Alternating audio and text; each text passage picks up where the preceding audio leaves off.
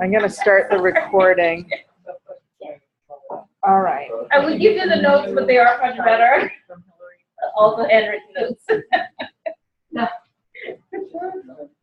Okay. So it's just six of you that are interested in going out. I am. Yep. Good. Okay. You ready to get back in? And then after that, we have a fun practical. So don't worry. There's something fun coming up. Fun like action fun. Okay? We're going to get cooked stuff and it smells good. Get all your sensory organs activated. Okay? So these two formulas that I put up here are the two that I had mentioned for the Rukshana. Okay? So Shadharna Churna is something that you can take internally, and the Shadanga Kashaya, or also known as Shadanga Paniya, is what you can take also internally. So any of those of you who have gone to India, and especially Kerala, did you ever get this like pinkish reddish water to drink? This like reddish water to drink? That's Shadanga Paniya. That's the formula that they use. You usually, actually in Kerala, you can get this as a little packet, just like you had the Rasmati powder. You get this as a packet, and you can just dump it in your water and boil your water, and you get this nice flavored water. It tastes really good. I like it. Shadanga Paniya. It actually helps to reduce the excess amount of moisture or kleda in the body. So this was part of the drying. Remember, we talked about the external procedures for drying, and this is the internal stuff that you can use for drying out. And these are very mild. That's why they do induce drying in the sense that they help to remove the excess amount of moisture, but it will not get rid of the normal amount that you need. It's very mild in its drying qualities or properties, okay? So Shadanga Paniya is something that they typically use as drinking water in Kerala. And another reason why they would do that is because that area is very moist. It rains a lot. Around 80% of the time it's raining over there. So this would be something good for like people who live in Seattle. You know, if they're in this very moist, rainy climate, or Maine. Maine's not as moist. I think it's more cold and dry. Right here right now. Yeah. Or here right now, yes. This would be something great. I was really, I don't have any of these packets. I wish I did. Otherwise, we could have made it for the weekend. If someone's going to India, I'm going to ask them to buy a couple packets so you guys can get to taste this boiled water. I'm pretty sure it's going to disappear. I don't think it'll last the whole day. But it tastes really nice, and it comes out looking like that, sort of the color of the Sahajradi, that same sort of color. Sort of like a brick red color. Okay, and the Shadharna Churna is the same. You can the dose for that would be around 1 to 2 teaspoons. You can mix it in a cup of warm water, and it can be taken depending on the amount of kleda or moisture that you're observing in their body, because this is at baseline what you're going to do. So when the person comes to you, this is what you start off with. So depending on how much kleda you're noticing or seeing in the person, you can do it either twice a day or once a day, or if it's extreme amounts, can be 3 times a day. And the thing about this is it's not only for Alzheimer's conditions, but it can also be used in other conditions such as other types of vata vyadis or vata conditions where we want to induce dryness, which we now know the basic treatment perspective or line of treatment is almost the same in all the conditions that we're talking about. Okay? So Alzheimer's is one where we were looking at mind and vata. The others we're going to be looking at more the body aspect of just vata alone, which we're going to talk about in a second. But in all of these conditions, remember we talked about the 2 different ways vata can be aggravated and it can produce this condition. If there is avarna or blocking of vata, this is one method of inducing dryness. So it can be used across the board for all sort of body conditions. Okay? You don't necessarily find this ready-made, but these ingredients, you can buy them and put them together. It's not a very hard thing to do. So this is, again, one of those combinations that you can put together, and then you may have to dispense it. But for you, it'll be very easy to do this. Make a little mixture. There's a little packet. There you go. For others, we have to figure out. Or Mike, you could.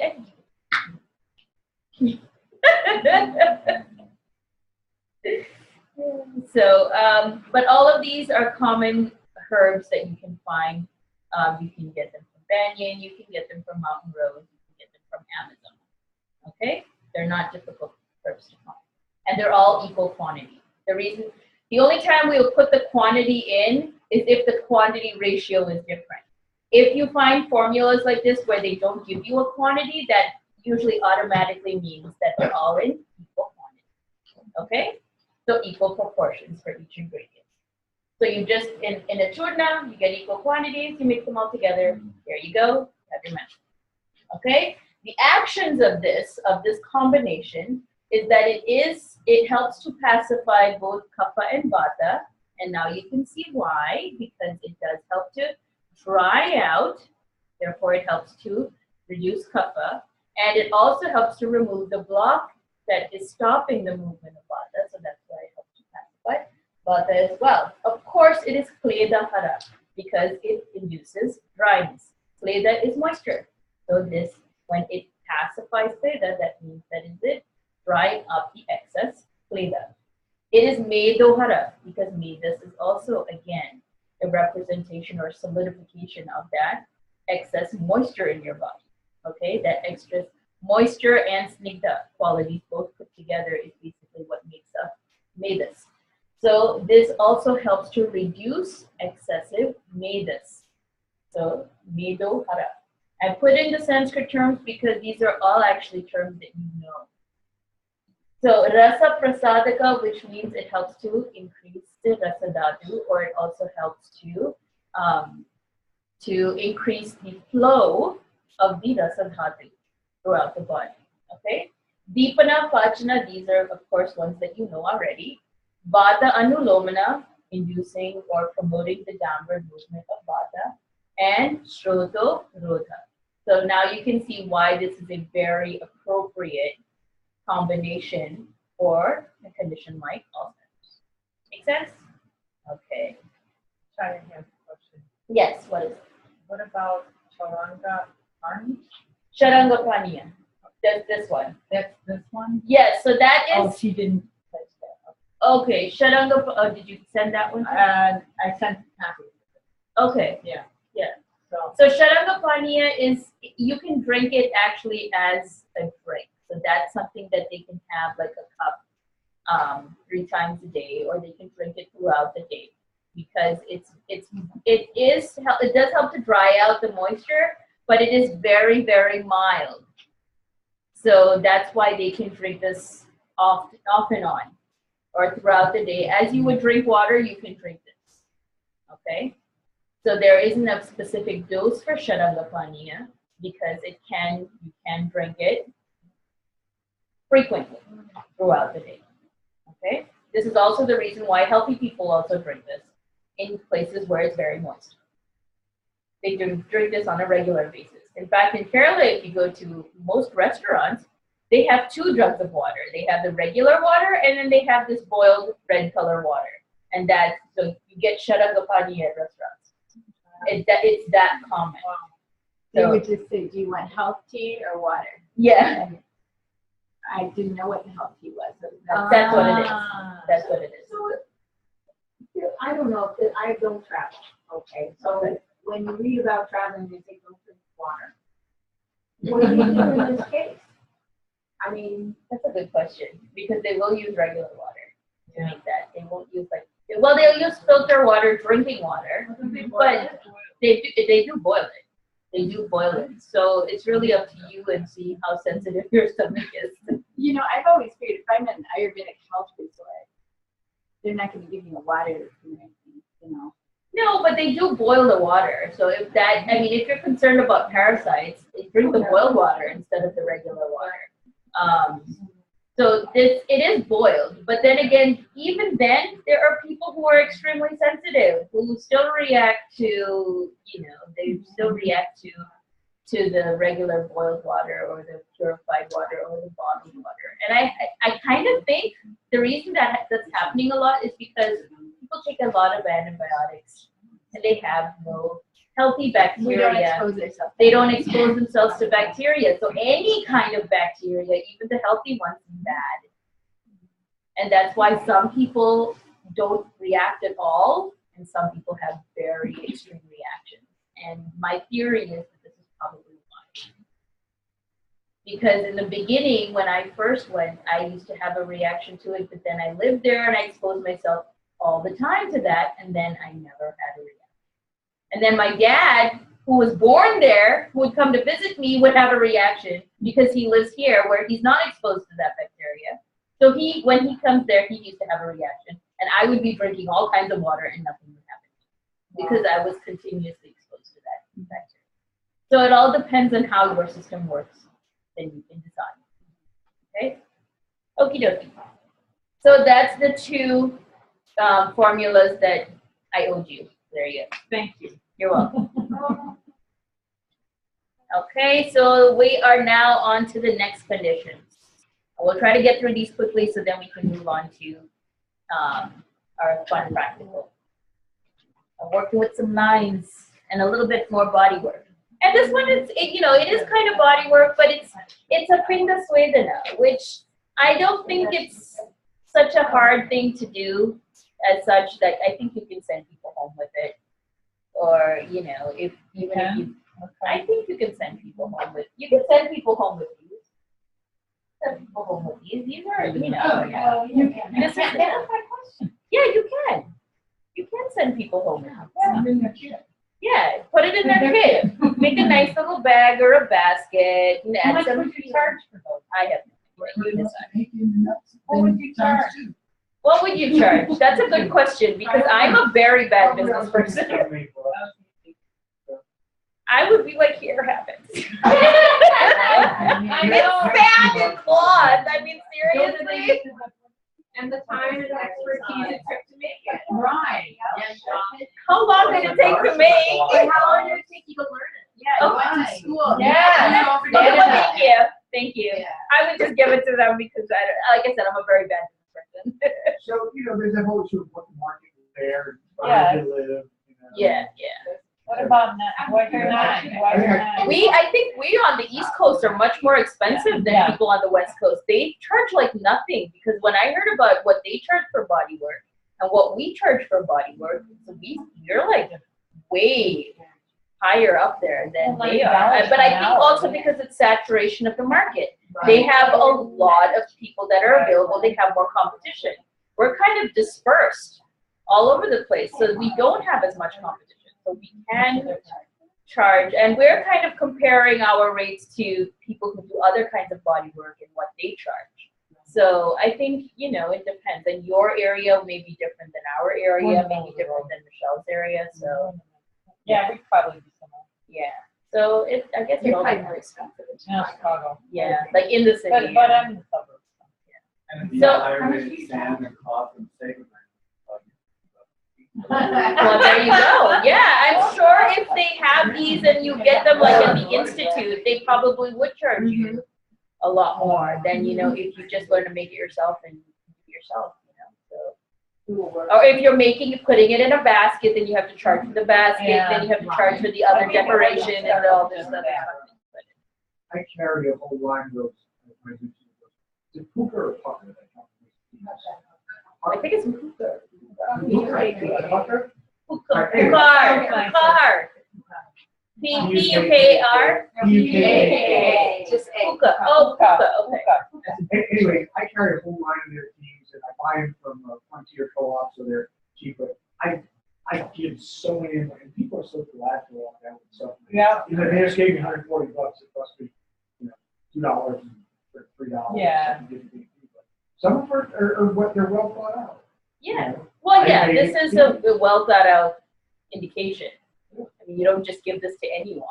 If Right. you give it to a Vata person, even in general, like if they don't have this issue and you just give it to them, then that can cause, they will get that pain and they'll be like, what was that? So you don't want to just hand it out to everyone. Or if you're giving it to someone to go do it at home, you're probably better off giving it to a Kapha person because they will start to feel immediate benefit from it and then come back again.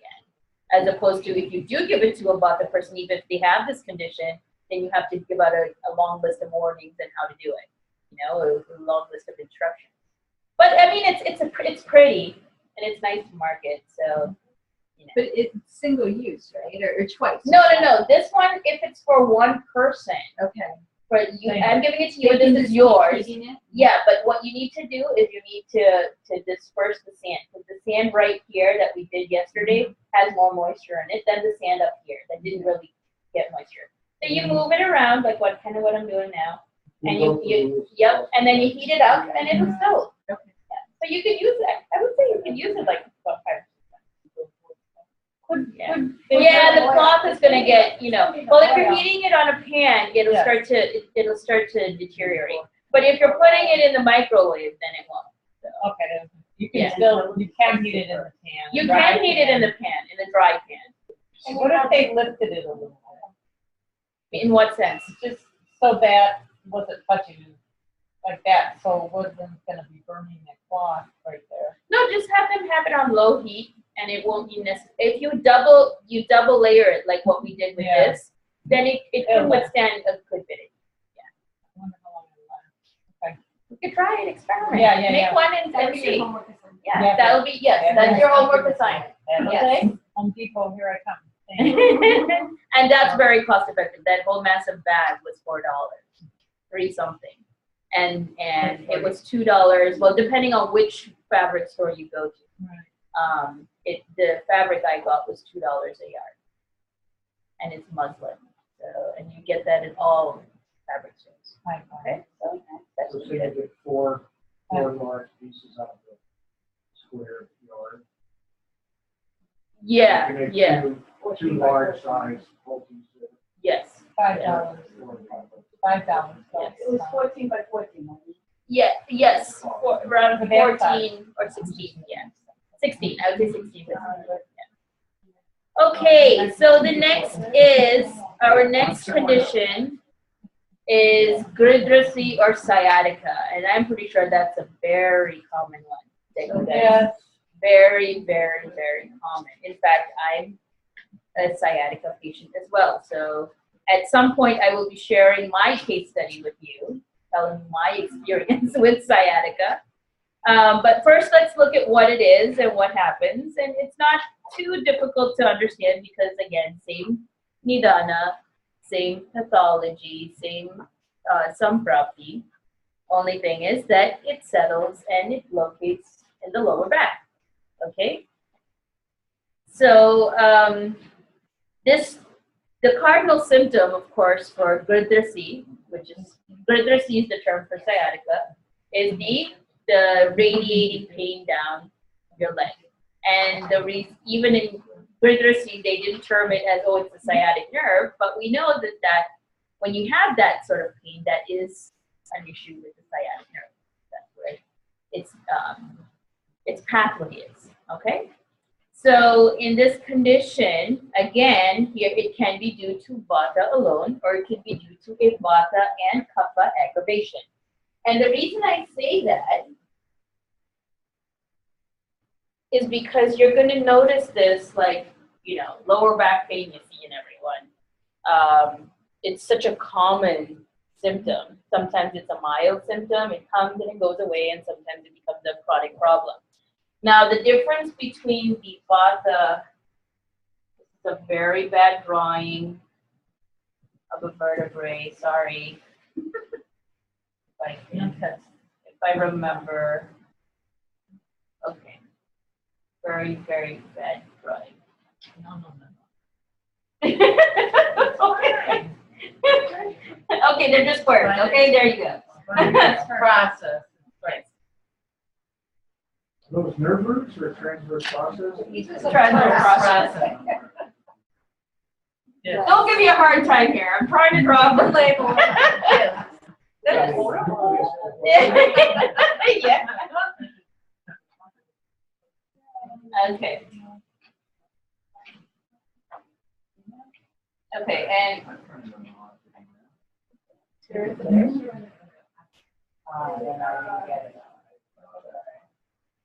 We didn't get the extra email from them. oh, you did? Oh, I did send it out to everyone, but I think some of you may not have printed it out. Yeah. Google Mail lumped them all together and I had to go back and like, you know, and there's another one that Mail like shoved it underneath everything else. Oh. Because it was attached to the same email about the menu and everything. Yeah. Okay, so what happens?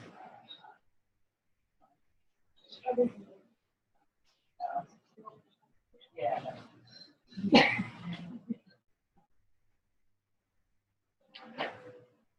There you go.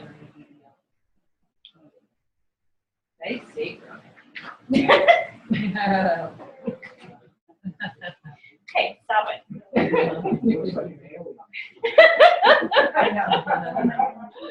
I'm trying. I'm not, the discs look great. Wow. There you go. Okie dokie. So the reason why we need to look at whether, again, if it is a purely Vata condition or if it is a Vata Kapha condition.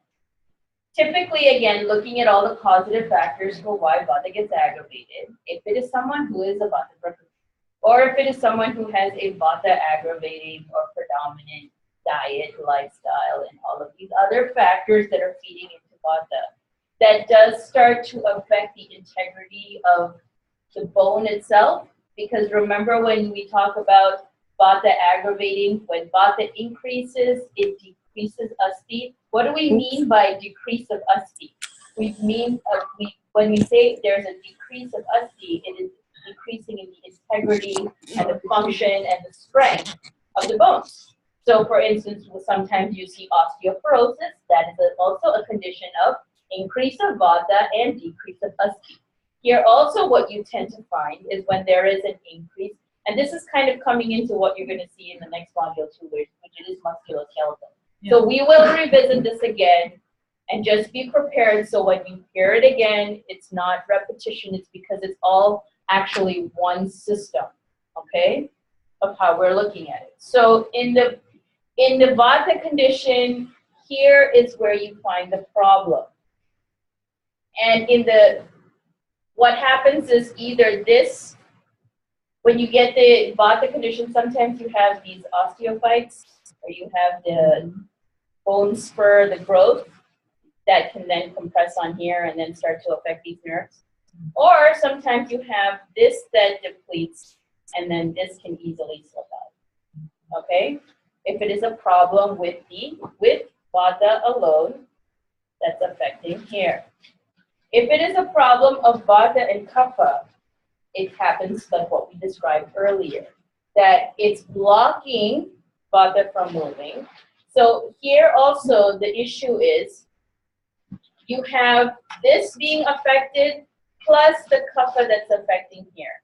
And in that, this is sort of the situation of Vata Kapha is where you find the lower back pain associated with somebody who has a lot. Okay?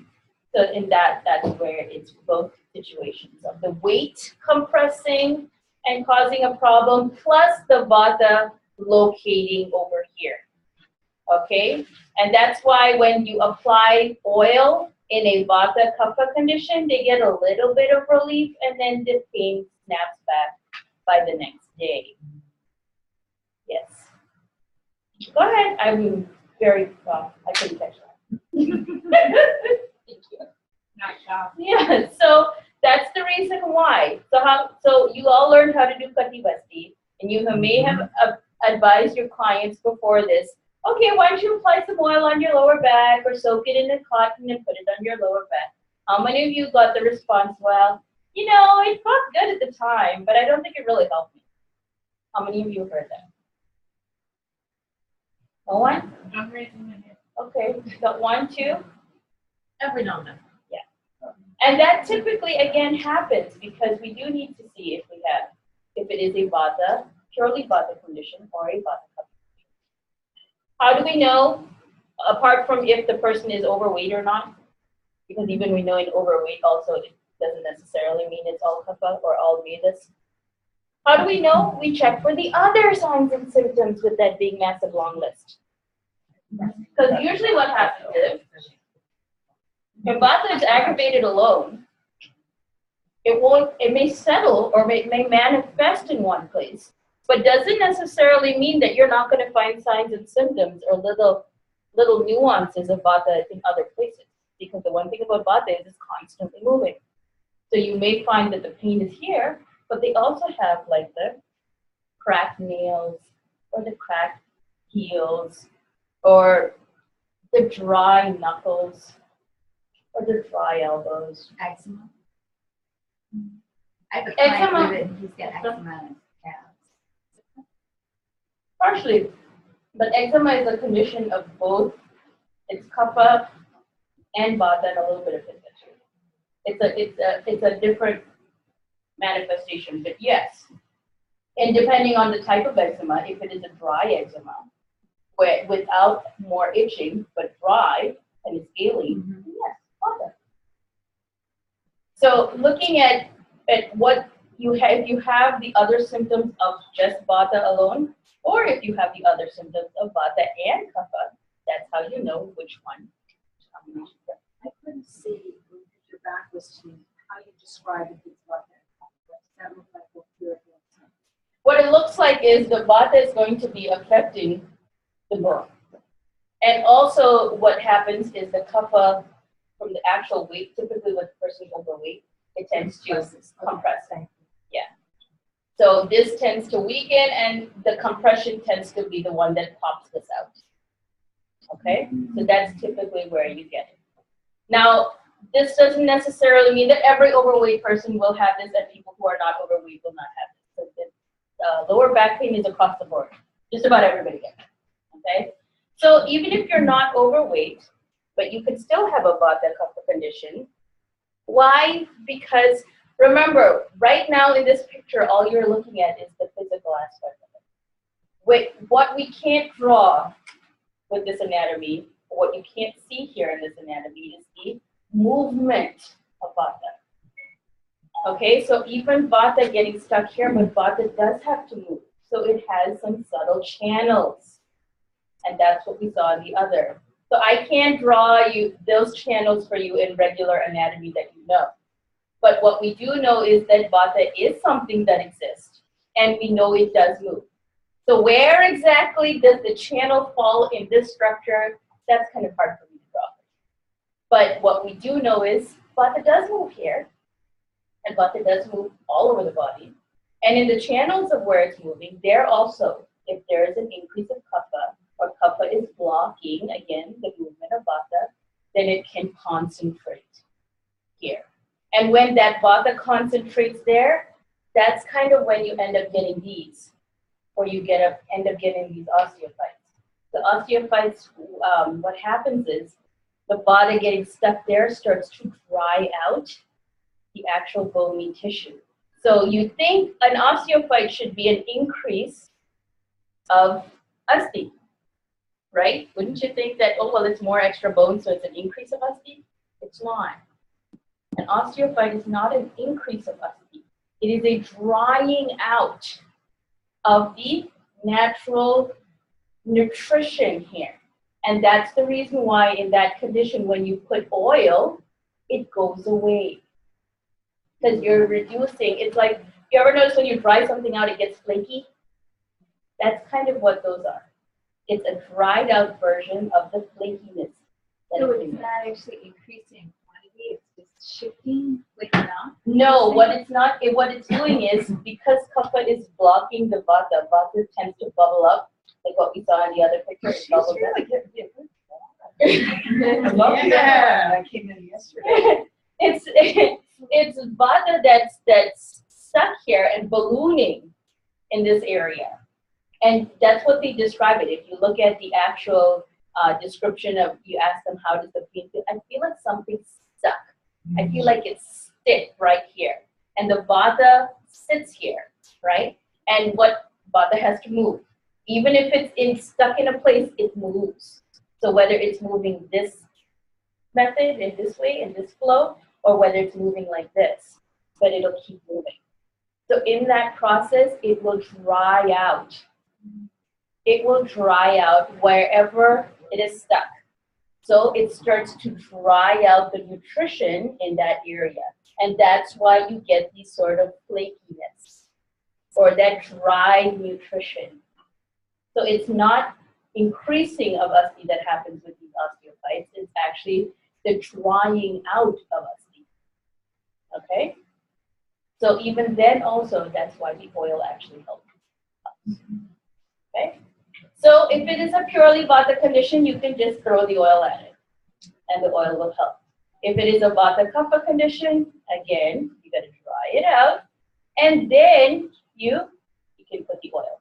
Because if the kapha is there or the block is there, the oil won't get to reach to the source of the problem. That's the reason why. So though it seems counterintuitive again, why do you want to put dryness in a vata condition that is already creating dryness? It's just for the purpose of getting rid of the block. Once you get the block moving, the vata starts to move, then you throw the oil at it, then it absorbs it, then it calms it down. Okay, makes sense? Okay. How do you know the difference between whether it's vata or vata kapha? The difference is the associated signs and symptoms. So for instance, if it is a vata kapha, sometimes it can be overweight, sometimes it could just be signs of ama. Sometimes it can be the signs of an actual swelling.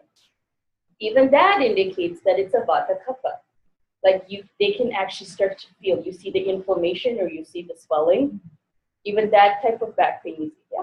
Would it also, I mean, it's not, it would be lower like on the sacral, the SI joint there, but a lot of times I'll feel these little lumps on either side of the sacrum, which is kind of like a buffer, but sometimes, you know, sometimes one might get more inflamed or they move around a little bit. And it was like, I was just feeling mine thinking, maybe that's kapha, the vata kapha, so that's what I would use on that. That would be the vata kapha. Yeah. If you didn't have other kapha signs, would be that little bump. Yeah, exactly. The lump or the bump or even the swelling. Because again, in my situation, I could tell you my experience. I got to the absolute severe end of this condition where the disc completely came out and I had to have surgery. So that's the scar that you saw yesterday. That the L4, L5 disc, this one protruded completely out. It was in the MRI, it's so easy because it looks like that. And it was like this. So at that point, I had lost sensation in my left leg. I could barely walk. The reason I could still walk and walk into the hospital and have the surgery done was because of the fact that I was still throwing oil at it. But it did get to that situation. Now, there were many premonitory signs and symptoms and many, many conditions that happened before that. But due to many other factors, it was doing stuff and also ignoring the pain. So that was my situation. But yes, some of the premonitory signs before it got to this was that I used to get back pain and I would get the swelling. And at that time, you know, I was in college when I used to get that kind of back pain. And I would put in, somebody would come and put oil on it. And the oil, again, would help, but it wouldn't get rid of the pain. It would help to loosen it up a little bit, but it never used to get rid of the pain. And because the problem was that I had both vata and kapha. It wasn't just the vata alone. If it was vata alone, upashaya, anupashaya. If it was vata alone, the oil would relieve the symptoms. But because the oil did not relieve the symptoms, it was anupashaya, it was vata and kapha. Okay? So now you understand also that there can be conditions with vata and kapha. I see? Previously with the If we look at just the qualities of Vata and Kapha, how is it possible that these two can exist together? Well, now you can see they can exist together. Did you say they pushed the disc back in? No, they didn't. They removed it? Yeah. But they fused it then? They didn't do any fusion. It naturally fused. Wow. And that was because of very, very strict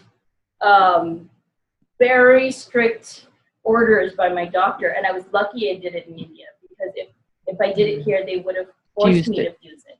But because it was done in India, the doctor, I asked him, I said, I do not want to have a second surgery. I do not want to put any screws in my spine or anything like that. Is there any way that we can avoid this? And he said, okay, let's do this one first. And then you will be on very restricted movement for about 6 months. Whoa. So, you can walk upstairs, you can do very mild exercise because you do need to keep moving, but you cannot lift anything, you cannot bend down, you cannot pick up anything, you can't even walk with a book. So no weight whatsoever. And I had those back braces, the ones with the metal in the back. I wore that for almost, I would say, 9 months to a year. Wow. So to keep it always aligned and straight, and to make sure that there's no added pressure. And by doing that, with all that restriction, it's fused on its own. What So- about at night for sleeping? Did you don't? I used to, no, now I don't. No, but then you wore it at night. Yeah. Yeah. Just shower. Yeah, I'd shower, I take it off, for a couple hours, and then I put it back on. Yeah. But I was the extreme end of this condition, of when you don't do what you're supposed to do. So I'm not a good example of Ayurvedic treatment, because I partially did it, I didn't do it completely. But this is what happens when you don't intervene and you don't do anything, and it keeps going, and if you keep adding into the problem, then it gets to this situation. And that's what happened. And it completely prolapsed to the point where there was a point of no return. That if we had gotten it halfway, we could have coaxed it to go back in. And in my patients, I've done that. I've been able to achieve that with my patients. I just didn't do it on myself, because you can't treat yourself. Yes, that's just the reality. You can't treat yourself. Okay. So this is the situation where you can have 2 types of Gridrasi, either due to Vata alone, or due to Vata and Kapha. Did you have swelling in your ankles or knees at all? Closer towards the end, when it was starting to prolapse even more, and it was really suppressing the nerve, and it was starting to suppress a lot of circulation. Yes, I had swelling, but by the end when it did, and I think something I did, and that's what pushed it out. I think I remember it was probably like a week or 10 days before the surgery when I did something, and it was already out, like halfway out, but then I did something and it really came out. And from that day onwards, the pain just came on immediately. It was unbelievably severe, and I couldn't sit in one spot for more than 5 seconds without doing this. And I was doing this the whole time, because I can't sit. There's no position that's comfortable. There's no position that's not painful. So, because the nerve was compressed. And the doctor, when he saw the MRI, he immediately rushed me to the hospital, and the surgery was the next day. Because they were afraid that it was causing nerve damage, and I was already entering that stage of urinary incontinence. That's how bad it was. So that there was no other choice.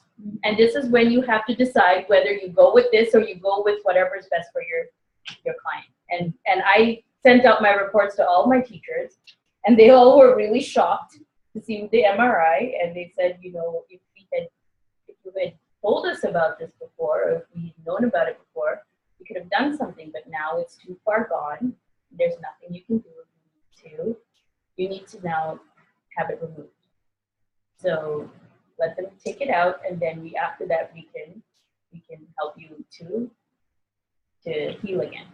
So that's huh? Were you still a student at this time? No, this was 3 years ago. Yeah, this was 3 years ago. So after that 1 year, I started to gain back the flexibility. And that's when I told you when I took the chakra, I didn't realize how much vata I had. Yeah. I had a lot of vata stuck from this trauma. A lot. Were you recently pregnant too?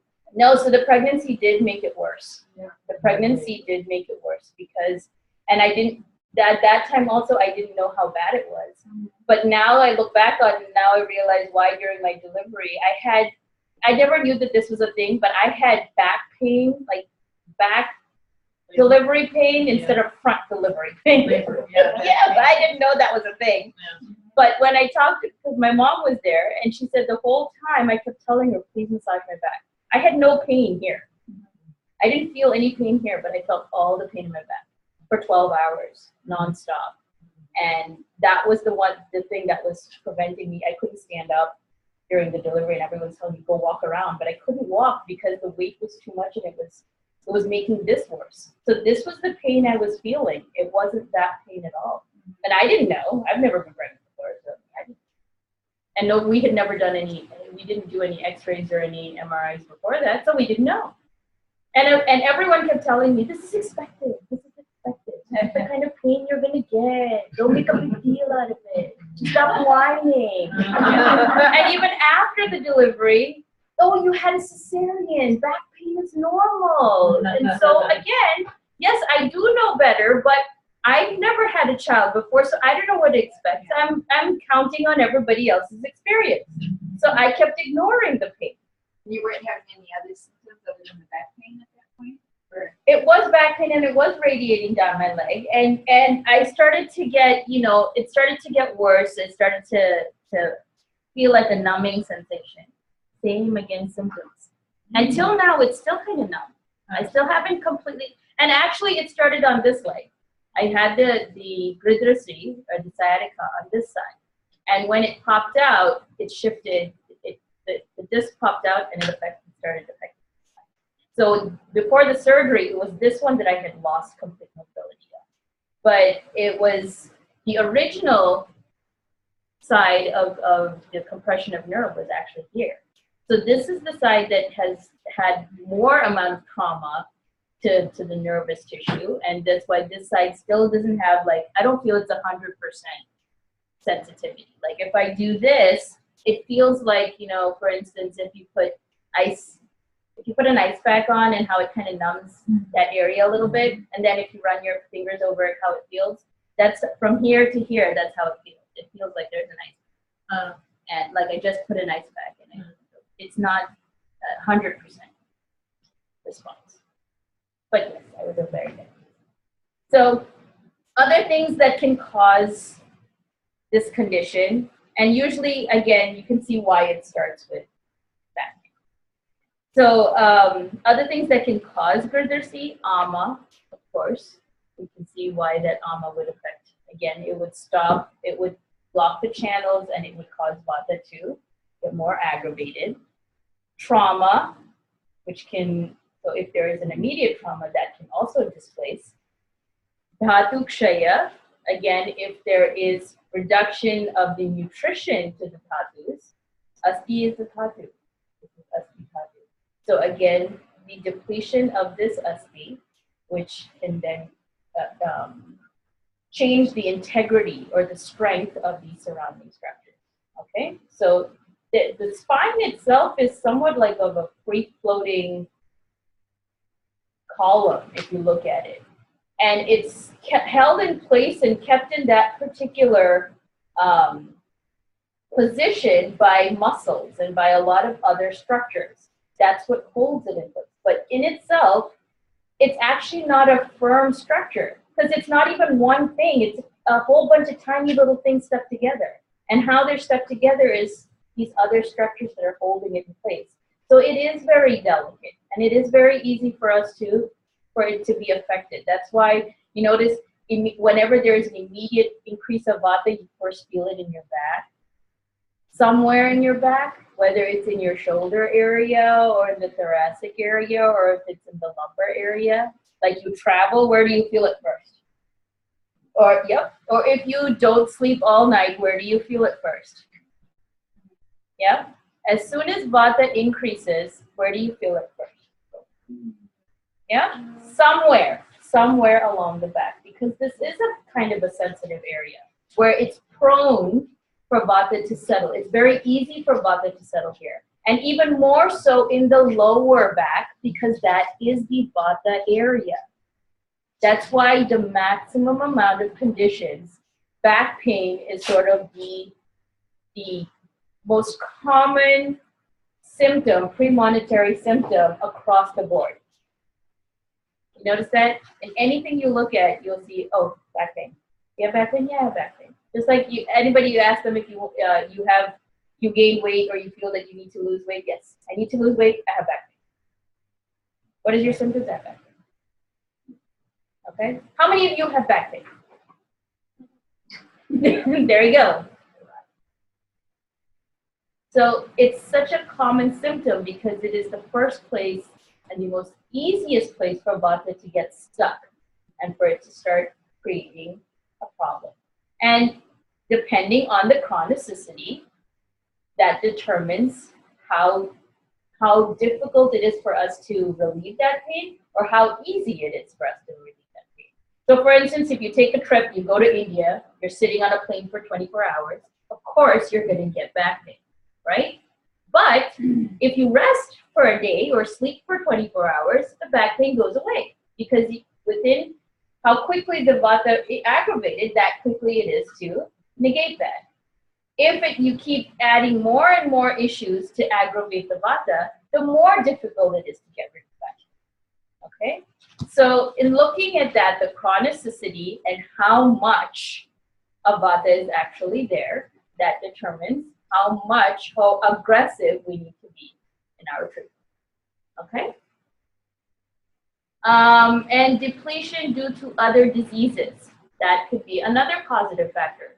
So sometimes you get it due to this is the original problem, or you can, of course, many situations, people have other diseases that is causing depletion, that is causing an aggravation of vata. Therefore, they have back pain. I didn't have back pain before, but now recently it started to come on. My mom, she was, she had hypothyroid, she's hypertensive, diabetes, now in the chronic stages of all of this. Now she's developing the back pain. But if we look at her progression of her diseases, it's entered that vata stage. So it's very natural. And because of these other diseases, she has severe dhatu kshaya. So it's very natural that she is going to get back pain. So, yeah. Spinal stenosis, what they call in Western medicine the narrowing of that, is that Vata. It's completely a vata condition. Because if you look at that, that is a dhatu kshaya. Almost everyone who has that, it comes on because of dhatu kshaya. So I think I'm thinking of it wrong, and I think we did this yesterday, that I'm thinking that because of kshaya, the drying out is causing a constriction. You got it. You got it. No, it's good. Talk it out. You're talking out the equation in your mind, and then you get to the end. But yes, that's exactly what it is. So even then, if it is due to purely dhatu kshaya, then the oil application immediately responds. If it is due to kapha and vata, then you need to first dry out the kapha and then do the oil application. Then it is ready to respond. Okay? So if it is due to other diseases, what do? Well, you kind of do symptomatic management of that, and then you try to reduce the intensity of the other diseases. Because, again, that is a secondary disease or a secondary condition to the primary condition. Remember we talked about that? You have the anubandha and the anubandha, or the primary and the secondary. So if this back pain is due to a depletion caused by another disease, it is a side effect or a complication of the primary disease, right? So if that's the case, you have to just do symptomatic treatment of that back pain, like one of the ointments, and really try to first address the primary condition. Because the problem is the cause for this is the primary condition. That's why the person is having this problem. So you can't really create too much of a change in the back pain as long as this remains uncontrolled. Only by controlling this, you can help to really reduce this. Because the source of the existence of this is the primary condition. Does that make sense? Clear? Yes? Yeah? Okay, good. Question. Yeah. So a while back, and I stopped doing it because I was done lazy. I was slathering the low back with these, stenosis and different arthritis issues on mostly old folks. Slathering up with Mahania oil, then actually soaking the face cloth or a hand towel with Mahania, and then putting a plastic bag over it, and then a heating pad, and cooking it for about 15 to 20 minutes while I work on your neck and shoulders and arms and whatever. And that seemed to be giving really good results. Is that acceptable to heat the Mahania oil? It is, but how long did the effect last? It will. Whenever you do that, you will feel a temporary relief. But it's how long the effect of that is. Yeah, so most of these people are elderly, become fairly regular for therapy, and have really, they've had surgery, they're on the brink of surgery, so they're in that window of severe pain and limited movement. So it's palliative, I think, to some extent. Yes. But surely one guy can pick off a hand. I know his always lasted for 3 or 4 days, which for him, it was great. He was loved. He was loved. Yeah. Without pain for 3 or 4 days. Yeah. And it will help. It will help. Even my uncle, he had spinal stenosis, and before he went to surgery, I was doing the abhyanga and I did katipasti. Well, not katipasti, I did pichu for him. So we soaked his cotton in sahajaradi, and I put it on his lower back, and then after about 20 minutes, I would take it off and do the swedana for him, full body swedana, and all of that. So it did help. It was temporary relief. But the issue with that is that it's still external. He wouldn't take anything internally. So we were doing a superficial treatment. We were localizing it. We were helping that, but we were still not addressing the vata. So we were not doing anything with it on the inside. So yes, we're helping the vata externally. We're doing some of that, but that's not the only plane or the only aspect of treatment. If we could treat everything by external applications, then what do we need all these yucky tasting medicines for? So it's not just external. When we do the external and internal, it's a full effect. When we do the external alone, it's a temporary effect. For a time being, they'll feel better, but that is not enough to get rid of the vata from concentrating there. So it may help to lubricate the channels and get the vata moving a little bit, but it's still a weak or sensitive area. So the vata will go around and come back again, start to fester again after 3 days, 4 days, or depending on how much it is. So we haven't addressed it on all signs. That's the reason why, yes, you will still get an effect. So throwing oil at it, yes, is good, but it may not necessarily be, it's not the end of treatment there, okay?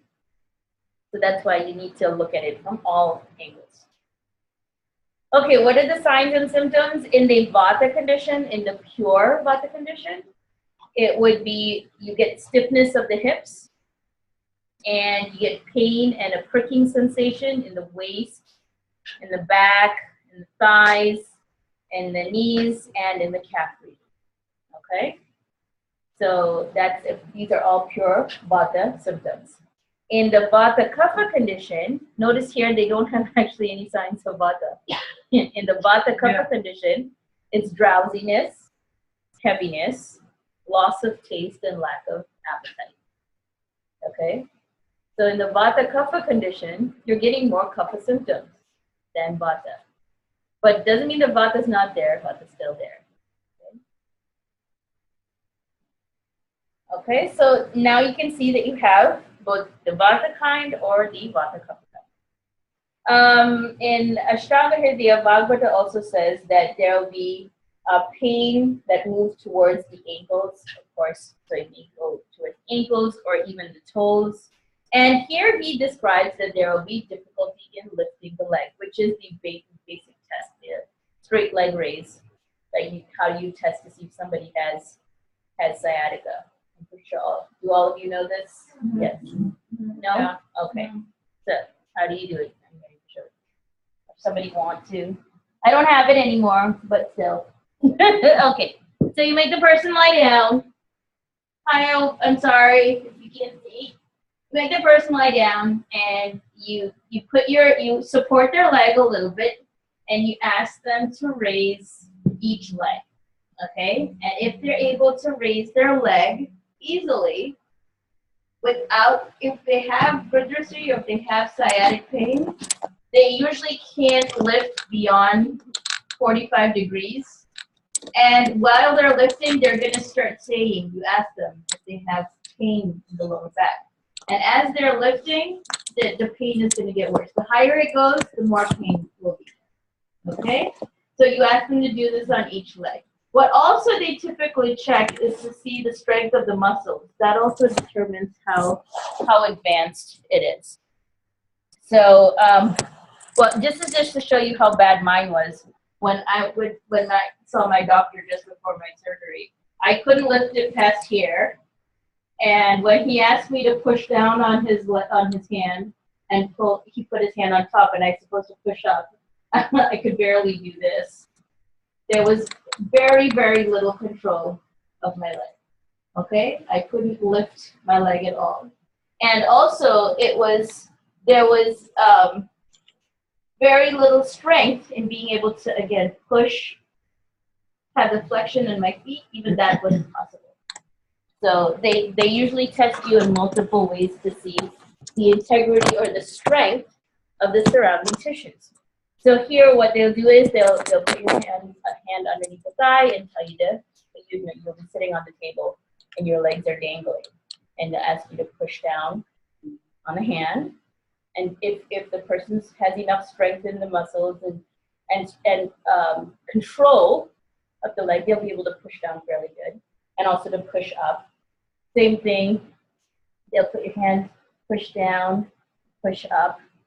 So they're checking for that. They'll check for reflexes to see if you have a sufficient amount of nervous supply and it is creating the reflex or not, or lack thereof.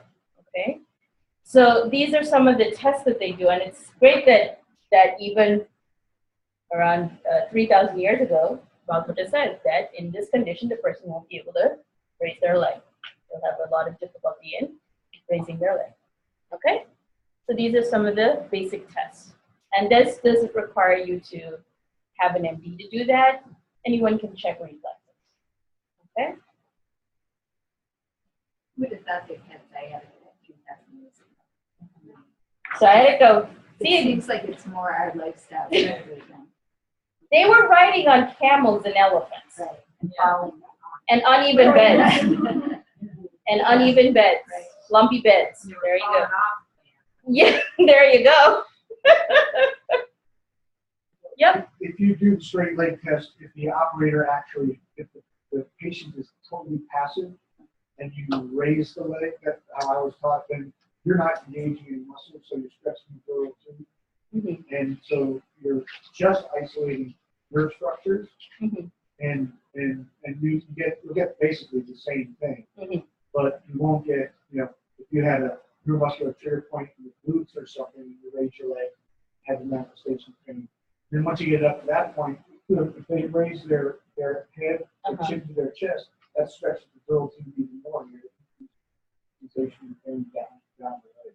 Okay. That's good to know. I haven't heard of it that way, but it makes That's sense. the standard orthopedic Western way of doing straight leg test. Okay.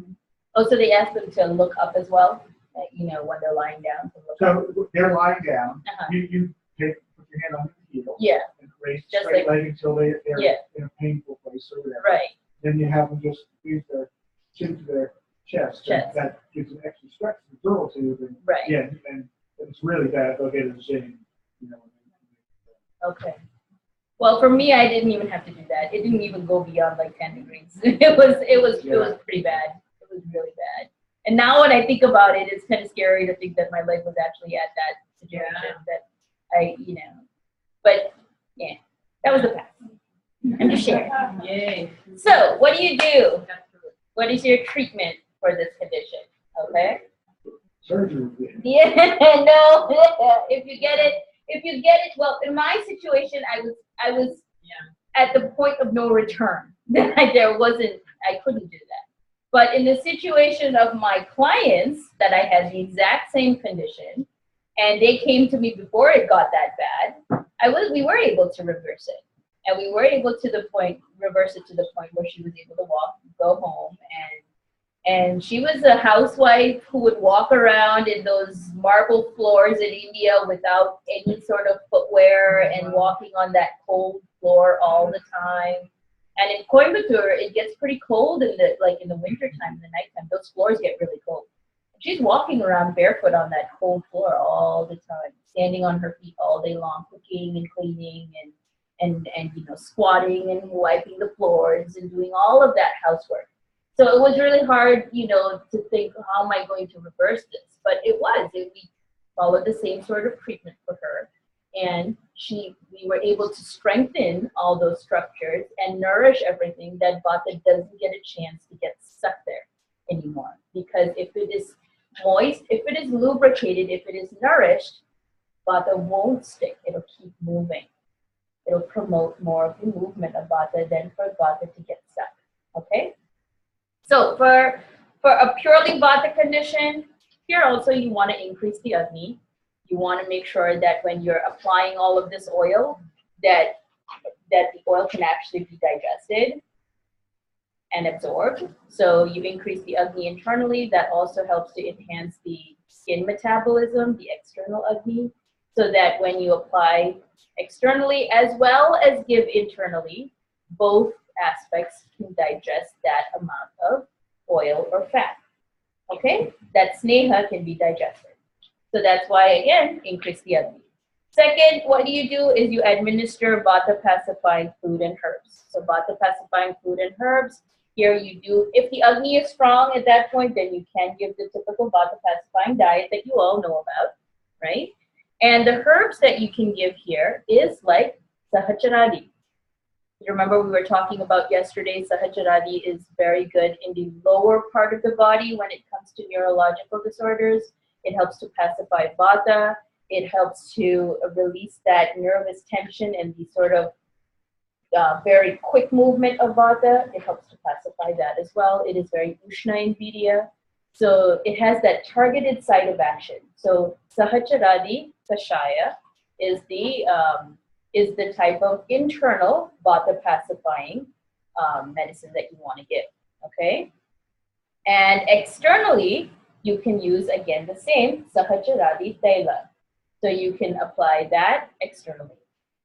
For what we did for our client, for my patient in India, was we did the Katibasti, we did the wells with Sahacharadi, and we also combined that with traction.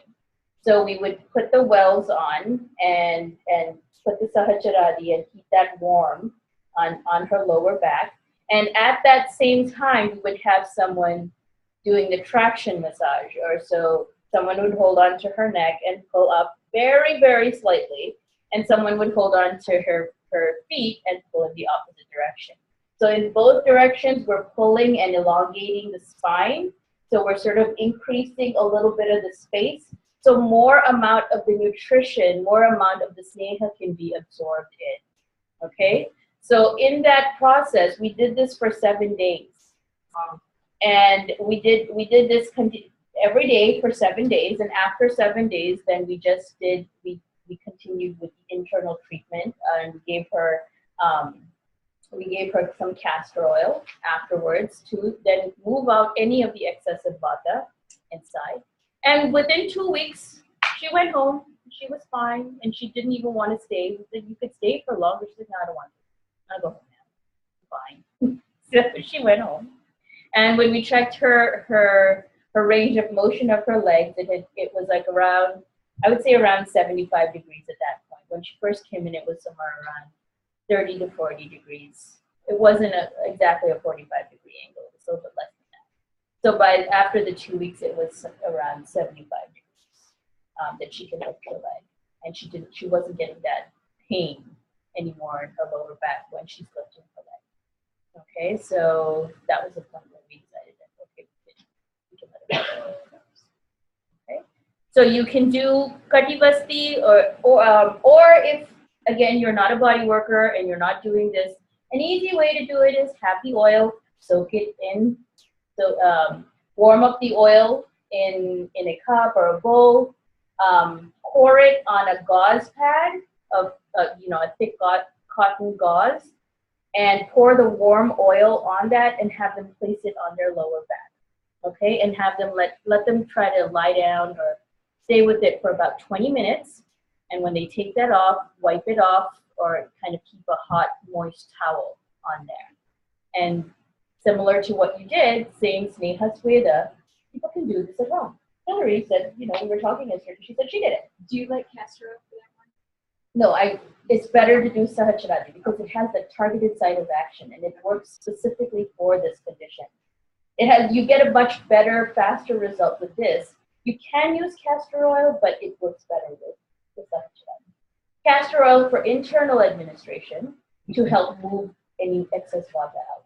So you address the issue from all sides so that you can get rid of it and then you can strengthen the area so it doesn't return again. So I had previously known that castor oil was good for extra.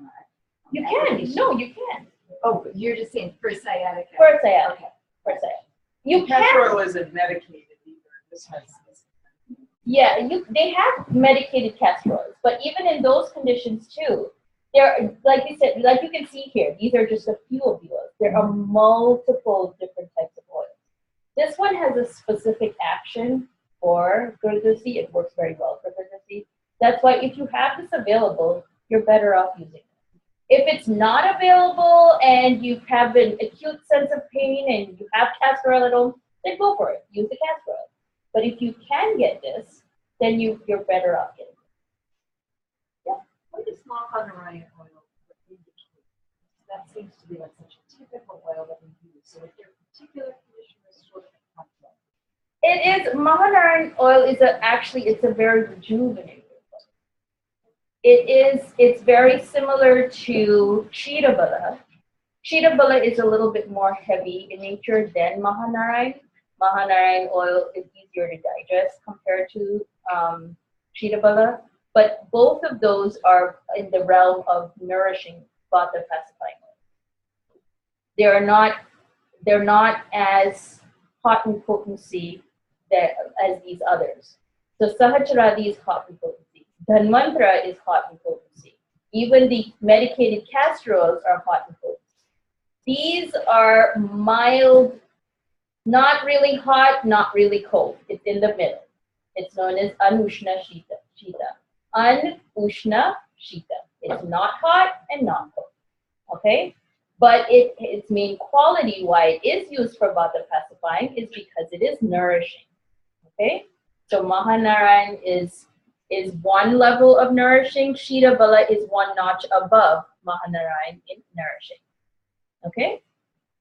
So they are all different types. Depending again on the therapeutic aim, you choose the type of oil that you want to use. Okay? But that's a good question. Thank you. Okie dokie. So what do you do when you have, so we've looked at just the Vataja, the purely Vataja condition. So if you do the Sneha and Sweda. Swedana here, you can even do, again, pouring of warm oil, if you have that lovely facility of doing that. Or if not, you can do the oil basti or the pichu. The cotton, the soaked cotton is known as pichu. Okay? And then it's followed by Virechana, by castor oil. Okay? Or if you're in India, do a Sneha basti, where they will do an oil basti with Dhanvantara. And what that does is that again is inserted into the anus goes to, again, the vata area, the colon, it gets absorbed, and it pacifies vata in its place. So it really nourishes and pacifies vata in its spot. So you get an immediate effect. Okay? In a vata kaphaja condition where you have sciatica, there again you want to increase Agni and also digest Ama. In the first one, we were just increasing Agni to prepare it for the amount of oil that we were going to throw at it, right? Because it was a purely vata condition. But in this condition, we know that kapha is there. So we want to make sure that in the process of increasing the Agni, we also want to digest out or get rid of any amount of Ama or kapha that may be there. Now, it's not Ama is kapha. It means either Ama or kapha. Okay? So by increasing the Agni, we'll be able to get rid of any excess of that. So in this situation, when you're increasing the Agni, you need to do it for a longer period of time. Okay? So the initial one, when you're increasing Agni, you can do that within 2 to 3 days. Here, where you're increasing Agni, you need to do it for around 7 days. Okay?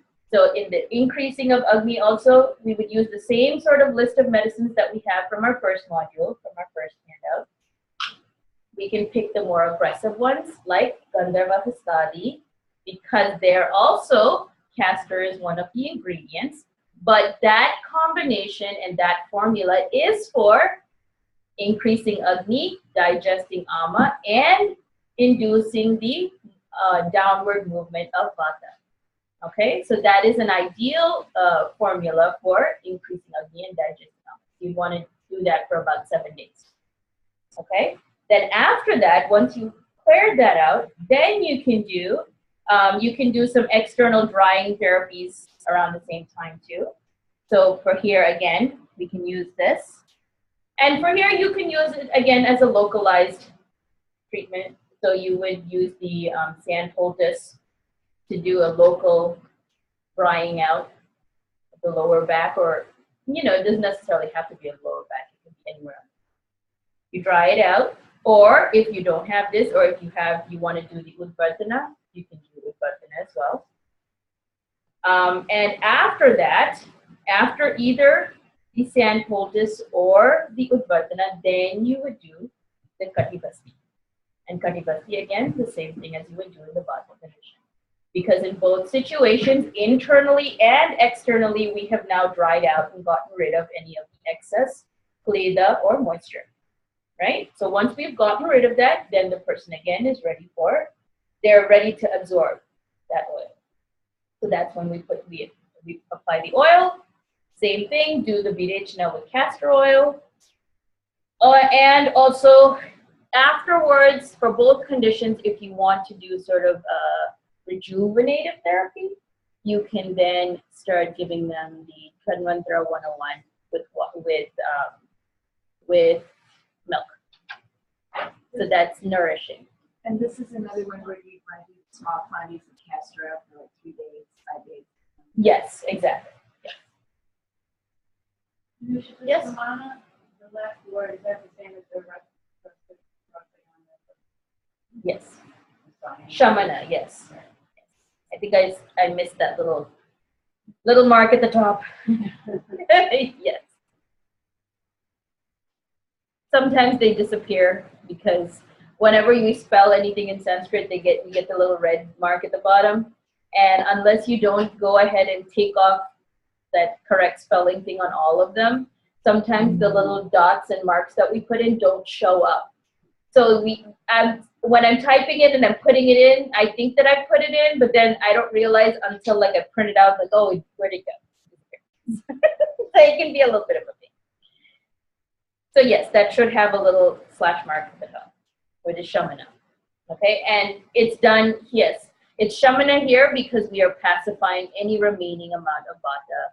So yes, it's the same effect as Rasayana or pacification of any remaining Vata. So you can do that with Dhanvantra 101, around 4 to 8 drops in a cup of milk at bedtime. Okay? And what that's going to do is going to take care of anything else. So we don't want this back pain ever to come back again, which I probably should be doing. Yeah, I'm saying it to you. I'm like, there we go. you have any? I don't. I have just a regular one, but this isn't potent enough to be taken as that. If I were to take this internally, I need to like take larger dose, and then I have to do the whole deep in a before I take it, and then I have to do a shoulder. And when you're traveling around here, It's a process. it is a process. What's our time? Okay. It's almost 3:30. Okay. So do you want me to share with you process of my? I kind of told you a little bit. Okay. I have a Yes. question. Yes. Would what would you use for the birth? Udvartana is the Kola Kulata tuna, which I will send. I have this handout to you. Handout already. I will just forward it to all of you. Okay. And that has the recipe. You just check. You can. Chickpea flour is good. It may take, you may need to do that more number of days to get the same effect as you would with this, because this is more drying and it's medicated. So one of the ingredients in that is rasna, in that powder. So you get multiple layers of therapeutic effect with that combination powder than just using the chickpea flour. The chickpea flour and this are in the same category. That powder and rasnadi are in the same category because they both have the double effect of drying as well as analgesic. Okay. Okie dokie. So my example or my case study, I started having back pain, I would say, since I was like around 24 or 25. No, 23. I think I was 23 when I started having back pain. And one of the first situations when I experienced really bad back pain was when I was an internee, and when we started to do body work and panchakarma and all of that. And I think partially the reason why I did have the back pain was at that time I did start to gain a bit of weight. So my original composition is not what you see here. I originally was a very, very thin person because I had a very high metabolism. I remember I told you I was a Bhasmaka person before. And so I was extremely thin before. And at that point, at 21, my metabolism started to slow down. My Agni started to slow down.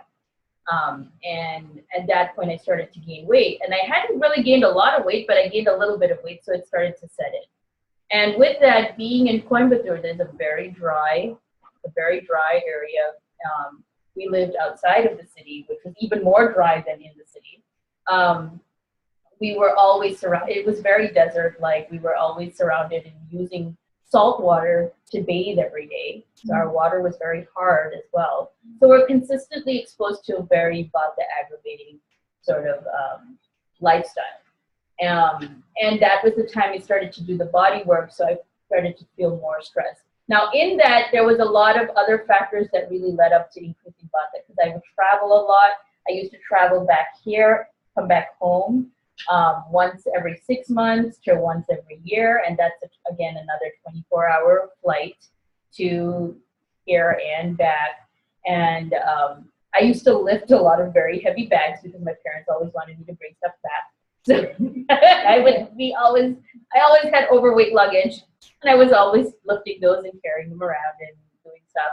In our hostel, I was always the person also to help everybody out and also lifting and doing all these other things. So because of that, I think it did put a lot of strain in the excessive movement of my lower back. And while doing the therapies and all that, it again added more amount of vata, and to the place where I was using it, had more amount of movement, so it did start to settle in. So I think the first time I started to get like serious vata issues was around the time just after my internship when it was coming to an end.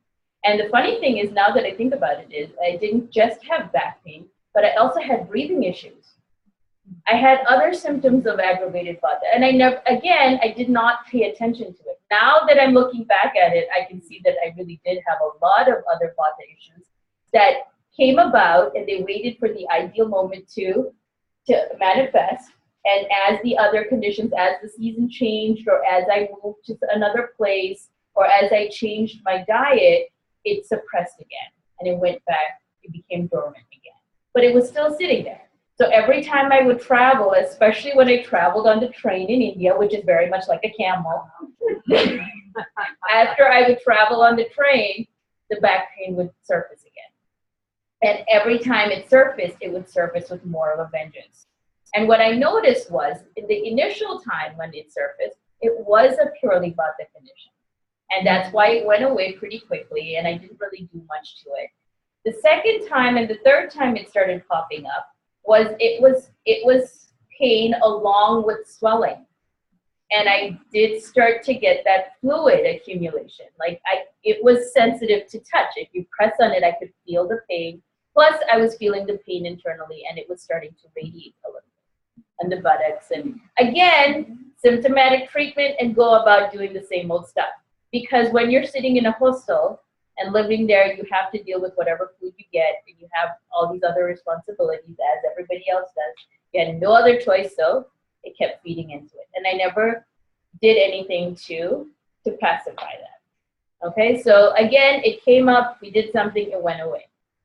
Then the back pain again, when I moved back here and I was doing my fellowship, after many years I was exposed to winter. And that really brought on a big amount. And at that time, again, it wasn't localized, but it was stiffness in the whole back. The whole back. So I wasn't just getting pain here, but I was getting I felt like the whole back was stiff. Again, winter came about, it was stiff. Summer came about, it went away. Okay? Then when I got pregnant, again, I started to get the back pain, but it was more this time because the weight was there too. And at that point, again, I got the back pain, but everybody was telling me that this is due to pregnancy, you can expect back pain, so I ignored it. During the delivery, as I described, the pain was really severe because it causes a lot of the bones to, again, release and to become more loose. And in that looseness that happens, with the hormonal release, your bones tend to loosen up and expand to allow for the actual movement of the child. In that process, I think that's when it got a chance that the disc started to displace. Because I had never felt the radiating pain before that. But after the delivery is when the radiating pain started.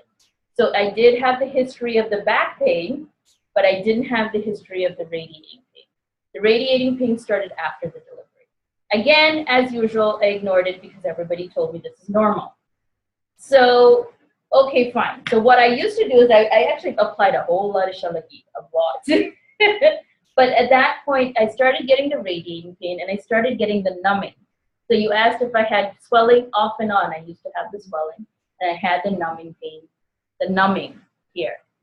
And so then again, my weight used to fluctuate. Sometimes I would gain weight, sometimes I would lose weight. At that time, I used to take a lot of painkillers because, again, yes, I know I shouldn't be doing that, and that's really bad that I'm sharing it with you, but that was my reality. There were a lot of other things going on. Being a mother for the first time, dealing with all the hormonal changes and the natural sort of depressive state that you go through, and all of that, everything. I did enter a sort of I wouldn't say long term, but I was in a depressed state for quite a while. So that also fed into it. And so it was multiple things. And at that stage, when I was in that depressed state, I wasn't paying attention to the pain. So I wasn't feeling the pain. So though the pain was there, I didn't really feel it. So again, I ignored it. And it just got worse. And I think, and what I would do is to ignore the pain or to not ignore the depression or get rid of the depression, I would take out my daughter, me and her, we would go shopping. And she was only, she was like 1.5 years at that time. And she was now starting to gain weight, and I would walk with her. I would hold her and walk with her for hours. And so I had one of those little strap-on things in the back, but I didn't really like it, so I just hold her in my hand.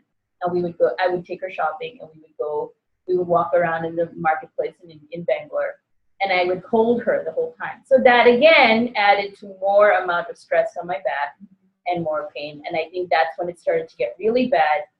One day, I think I bent over or I did something, and that was the last straw. And that's when it popped out. And with it, from that point till the point that I ended up with the surgery was just a span of 10 days. So from that day, the next day, the pain wasn't here anymore. It shifted over to this side. And it was a severe shooting pain down my leg. And then it became burning. I would feel a burning sensation on my buttocks and both sides of my hips. And after about the third or fourth day, I couldn't sit in one place. So I would do a lot of this, like I was explaining. And the funny thing is I didn't even realize how bad my gait was or how bad I was walking. And my husband said that something's wrong with the way you're walking. You're not walking normal. Because again, that was indicative that the disc was already popping out. But I wasn't, again, not paying attention to it. But my gait was skewed. I wasn't walking. I have a funny kind of walk, but it wasn't the usual funny walk that I have. It was kind of skewed to the side. And that again indicated that the disc was partially out, but not completely out. So if we had tried, we did a bit of pichu at that time, and that's when it would come and go. So he was very busy. I was at home with my daughter. I couldn't manage to take care of her and take care of myself. So we would do the pichu, it would subside, then I would go back to the usual same old stuff and it would come back. And then when it did finally protrude, then it became very bad very quickly, and that's how we ended up. And when it was unbearable at that point, it was like, okay, I think we need to go get an MRI. And the good thing in India is you don't need to get a prescription to get an MRI. You just go to the MRI place and tell them I want an MRI. So we went and we got an MRI, and that's when this is exactly what my MRI looked like. It's not the typical, when you look at other people's MRI, it's like a slight little shadow or a tiny little bit out. It was very prominently seen that there's another structure next to my spine. And so I sent a picture of that to a couple of my teachers, and they all said that if it was partially there, like how it was for my patient when she came in, hers was not even halfway. It was just a slight little sort of protrusion here for her. But if we had gotten mine before it popped out, we could have done the oil and the fomentation, and that would expand it and coax the disc to go back in. So in the process of adding the sahacharadi, what that would do is when we do the traction, you would elongate, you would make the place really slippery, and it actually moves back in.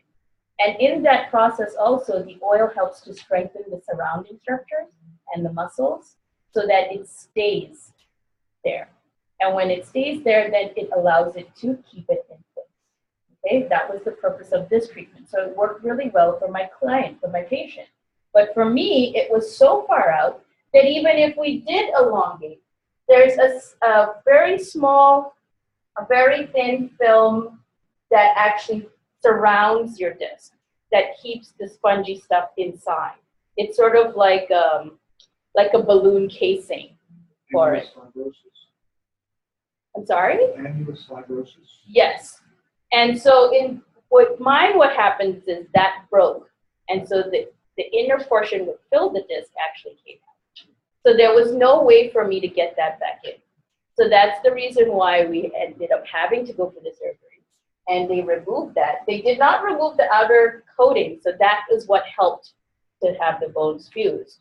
But what they did do is they removed this, and then I slowly had my recovery. So in my recovery, that's when I started to do more of this post-operative care.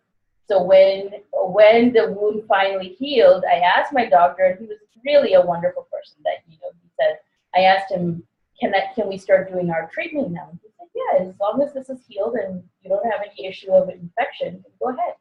So that's when we started again doing Kati Basti at that time to again try to bring back some amount of nutrition. I did do the Agni, increasing of the Agni, and I did take the Rasayanas at that point. And the Rasayana that I took initially was golden milk, because turmeric is a great substance for inducing healing. It's an antibacterial, antiseptic, and it induces proliferation of new healthy cells. So it is one of the ideal methods or things to do for a post-operative care. So again, during my surgery, when it finally came about, my mom came back to India to take care of me. It's really wonderful. So and she would make this golden milk for me, and I did drink that for about 7 days. And then after that, I took glutathione, so it did help. And after that, I could feel slowly getting back my strength and then getting back the mobility. And in the mobility case, even then, after that, I had to do the walking. I had to move. I couldn't just sit there and recover. I had to move and recover, because even then also Vata needs to keep moving. If you don't move, it again will get stuck. So there also I had to move. And in the process of walking, and I had to walk, and I did have a lot of pain because Vata was now starting to then move back again in places where it wasn't moving before. So I had to walk through the pain, and in that process, I started to get the feeling back. So it took about 4 months or so before I started to get feeling back in this life. Yeah. You would have done, you didn't mention this, I don't think unless I missed it, what your teacher was saying, like how they would have treated you. They would have started with the dry cultures first, okay. Yes. If I had paid attention and not ignored it as much as I did, then I would have had that same issue with my treatment for my patient, because my patient's condition was almost the exact same as my condition.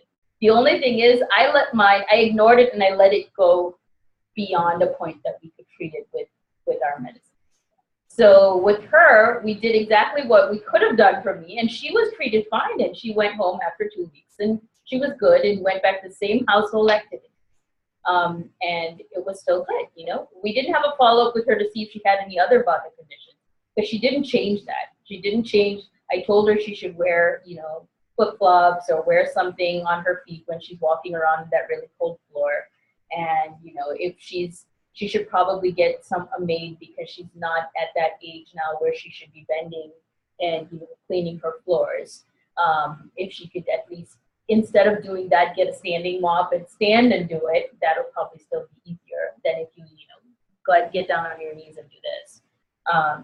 So I did tell her all of those things that she said she would, but she never came back for a follow-up. So I don't know if she ever regressed back into that sort of situation.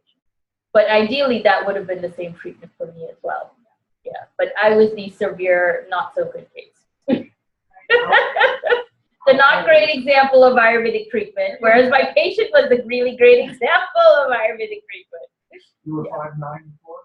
Yeah, I wish it was. Do you know how much height you lose? I don't know. I don't think I really lost that much. I don't feel like I'm any shorter. But it was the size of one disc, which was when they took it out and they put it in a container, and I saw it was like this much of a blob. Oh, they showed it to you? Yeah, I got to see it. Yeah, I got to see it. What color? It looks like a white fatty congealed, like a off-white congealed matter, and it was like about this big. And it wasn't round, it was sort of, you know, flappy. Because it came out from its casing. It was the stuff that's inside the casing. Right. Yeah. So yeah, and then the rest of it just helped for the bones to fuse, and they fused. And up until, so another good example of how Vata gets stuck again. So 2 weeks ago, for those of you who weren't sitting outside yesterday, I fell down the stairs. Oh, no. Well, I didn't fall all the way down the stairs. I fell halfway. Like I did one of these, and I fell on the edge of the stairs, and I hurt again my tailbone. So originally when I got the pain, I felt it like a typical bruise and all that. A couple days later, again, started to affect the area where my body's naturally weak. The Vata got stuck right where I had my surgery. So I started to get really severe pain there again. And what I started to feel was, again, a numbing sensation sort of radiating down my butt. That's when I got scared. So first I went to the emergency room to see if I broke anything. They said I didn't break anything. Then I thought, I don't want them to do anything else because they might push me for another surgery, and I don't want to do that. So I went to an acupuncturist. And what the acupuncturist did was with his manipulation, he released the block of where Vata was sitting here. So the same like you felt, exact same thing I felt after the treatment. He removed the block so my back didn't feel as stiff and as stuck anymore. But the problem is the Vata was then started moving, and I got a massive headache, a massive throbbing headache. So the headache was there, Vata was moving about. I could feel it pulsating. You ever have like when Vata moves, how it feels like you feel it this way, or you feel it this, or you feel the gurgling. You actually start to feel that. That's how my back felt. So after that, what I did was like, okay, good. We got rid of the block, so it's there now. It's just Vata. And then after that, I started doing Abhyanga with the same Tanvantara Tela, and that's what's helping now for the back pain to slowly reduce. Now, I don't have the back pain, but every now and then, like you saw just now, the Vata moves in one direction and just gets stuck for a second. And then I walk, and then it moves again. So I still have a lot of Vata inside. So I'm also doing the same Nitya Virechana, a slow, daily, continuous process of Virechana, of trying to get the Vata going down. Ideally, what I need to do is a Basti. I really, really need to do a Basti. And that would really help to get all the Vata out, because I still have a lot of Vata stored even from the surgery. Your first client Sure, set it up. Set it up. I'm there. No problem. What's first client? We're hoping tomorrow. What about the using the boxing with the bone law as far as nourishing the area? That's a great question, because in Charaka, that's actually there. They have given you different combinations, and they've said these are different pastes, and these are different meat. You can make a paste of the meat and use that to apply on. Yeah. So paste of meat and hot meat, you can even use that as well. So that is there. I haven't put it in your notes, but I will definitely encourage you to go back to the classics and read what's there, because this is a concise, simple version. And again, I don't want to limit you to just what I've given you. Please, please, please read the text, because there's a whole lot more that's in there. I just picked out the things that are practical that you could probably do. Yeah. Yes, yes. And the patya for this is bone broth. So how are you going to take this experience and not let it exacerbate? I mean, how long Now, have you- so till I fell down, I was really good.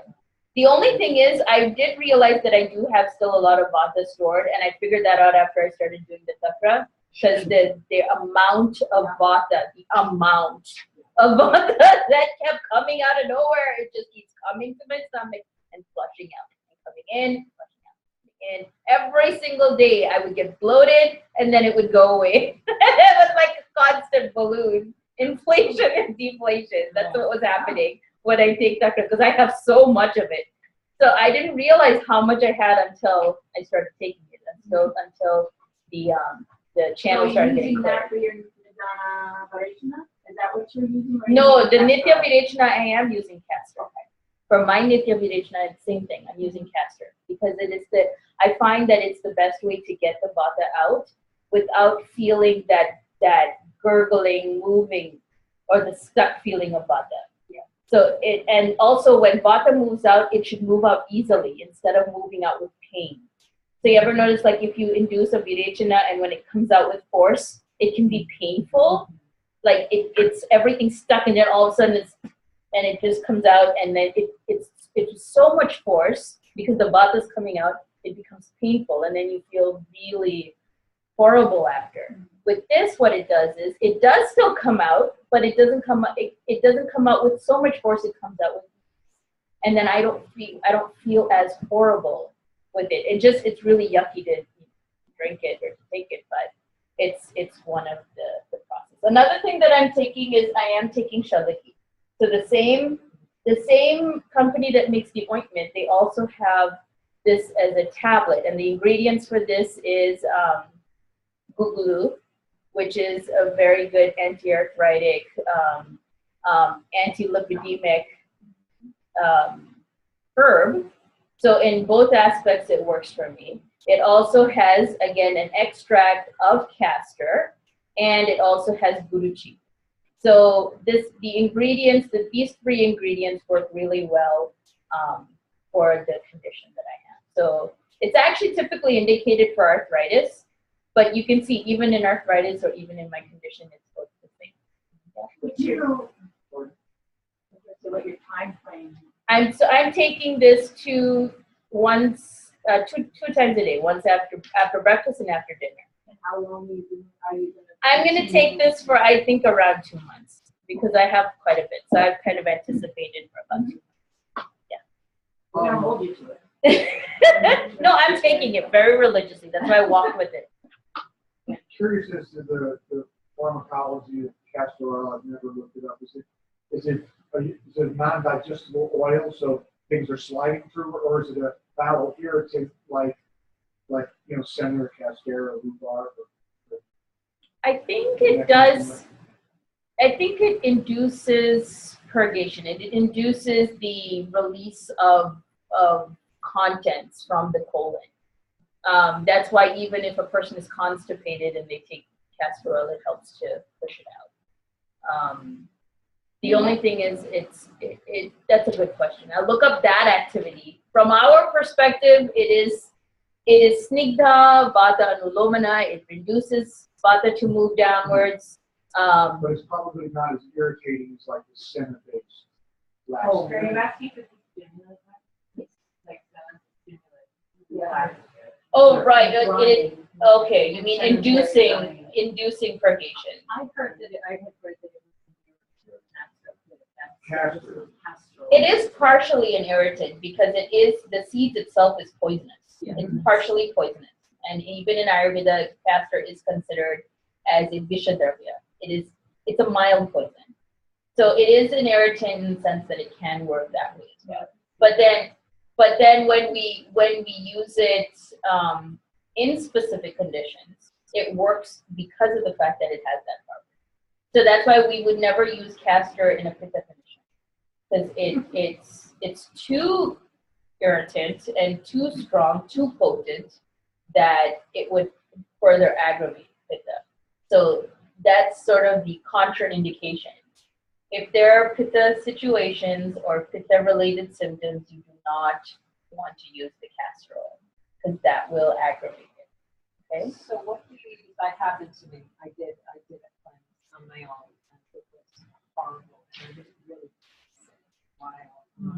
And I don't even want to touch castor oil. So if you're someone who doesn't, you don't want to do myeloblasting, what could be used as a Avipati Churna. That's where you do. Because remember, even Avipati Churna does the same thing. Avipati Churna, again, it's not pitta pacifying. It is pitta shodhana. So what it does is it causes the shodhana or the expulsion of excessive pitta dosha. So Avipati does that, and that's the action of it, because the main active ingredient in that is trivrit. Where's my?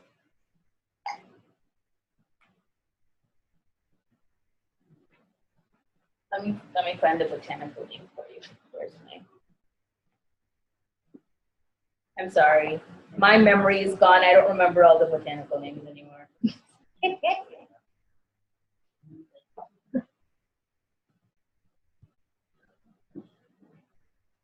that's the key ingredient. That is the key ingredient. So if your Avipati does not have trivrit in it, it's not Avipati. Sorry to burst your bubble.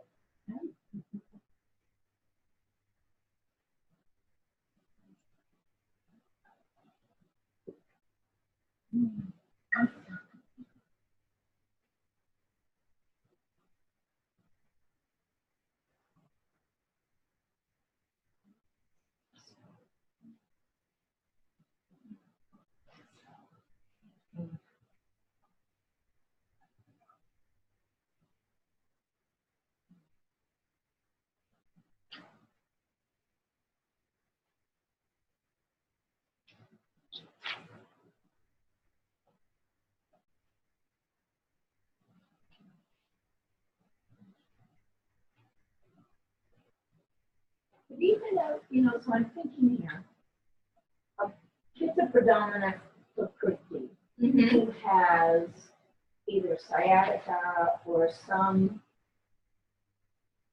issue, Alzheimer's, whatever it is in that instance.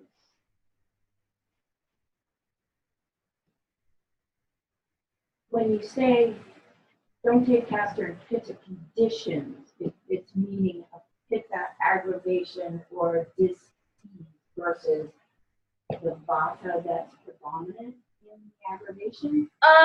It means that if there is a pitta aggravation, or if the person is pitta prakriti in the sense that they exhibit, because this main action is for moving motions out of the body, right?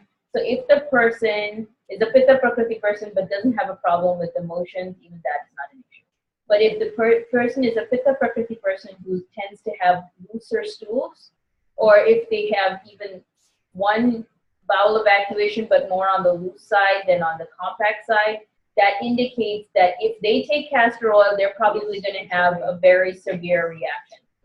If they don't, even if they're a pitta person but their bowels tend to be more on the dry side or more constipative side, then castor oil is still okay for them. Okay? How much of a cookie is that? I would say around 15 to 20 grams. If you have no other pre-existing conditions. Like quarter and a half teaspoon. Yeah. No, more than a half. A teaspoon. 1 teaspoon. Oh. 1 teaspoon. That's a lot. 1 teaspoon is little, not 1 teaspoon is a small spoon. How big cup? No, I'm. This is a teaspoon. Whenever I've been, This is a whenever I've teaspoon. taken up, no, I know this. When I've But been, I'm showing you the quantity. when I've been told to English is really left me. When I have been told in the past to take ibuprofen, it's always been a quarter. But you've done For what it over a purpose? period of time, right? For pacifying pitta. Pacifying pitta. Right, but we talked about this, and so apparently all that information was wrong to begin with, so. There's that's a whole different. Okay. Okay, since the question came up, we are going into detail with this. I think. Now I have no choice but to And answer you know, the the other thing I have to say is I Where's just my looked up the Banyan product facts, and it does not have that listed on it, so. Well, this has been the problem is that I was told to take out the turnip, to take for a teaspoon, the doctor said take for a teaspoon, and then I find out that it's actually the Banyan formulation. It's not the real. So I got the real stuff, and boy, does it taste different. Oh. So good. Oh my God. The Banyan stuff's like candy. The actual stuff is the cinnamon. Oh, It's so bitter. Sugar. Yeah. Yeah, quite a bit of sugar. There's none of the other. Okay, here. So what is banning up to? That you would have to ask them. I cannot answer that question for you. Sorry. I guess it's looking at the different, if there was a pitta, in this particular treatment, or are you looking at for your own self? Like if you were treating someone that had a pitta aggravation, would you use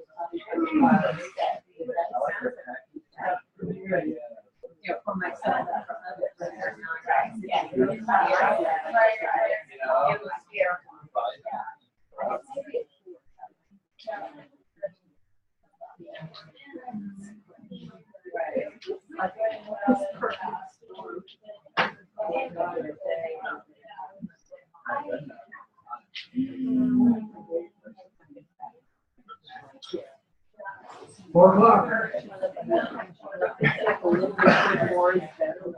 Avipati Karachurna is indicated in Agni Mandya, in the case where there is low Agni, in Malabandha when the person is constipated, in Amla Pitta when there is reverse peristalsis and hyperacidity reflux, okay, and Arshas. Okay? These are different indications. And also, it can also be used for virechana or pitta related conditions. For aggravated pitta, excess pitta, it acts as a shodhana medicine, a shodhana dravya. Okay? That's the question, if we have a vata condition and a Parvati person, use this if their bowels tend to be wet. Avipati, yes. Wet. Avipati, yes. Avipati, yes. Absolutely. In a vata issue with a pitta condition, yes, it is ideal for a vata pitta condition. If it is a purely vata condition or even a vata kapha condition, then castor is a better choice. Okay? This may be a quantity from. Oh, this book? Yeah, what is Vaishya Kalpa. Oh, this is not, okay. Yeah, this is not one of our. But this is like an easy book that it's not a classical book. It's a recent book, but it's a compilation of classics. It's just a nice little It's not. compilation. It is English. Oh, it is. Yes. It has Sanskrit in it, but it's for mostly. I'm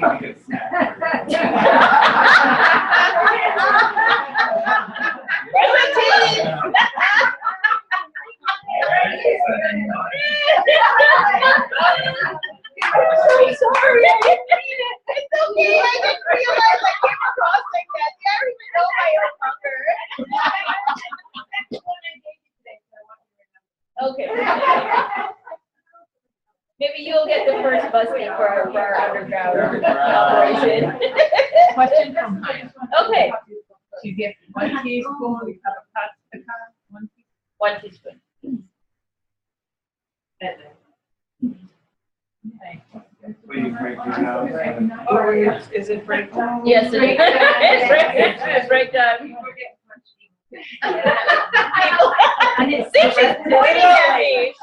Yeah, right. You're like pointing at me, but indirectly. Are you gonna do the line? So you need the stove. We do need the stove, so we'll have our break, and then we'll head into the kitchen. Let me break out my where's my recipe here? Oh boy, where's my recipe? Some boy. Break time.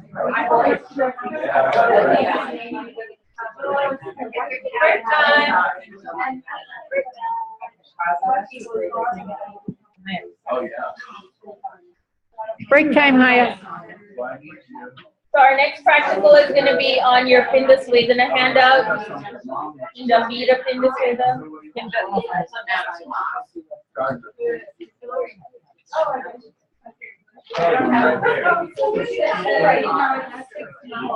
Now, are we gonna be in the kitchen or so no computers or we say goodbye? I think they're going to need to watch it. I think so. You got to ask Hillary.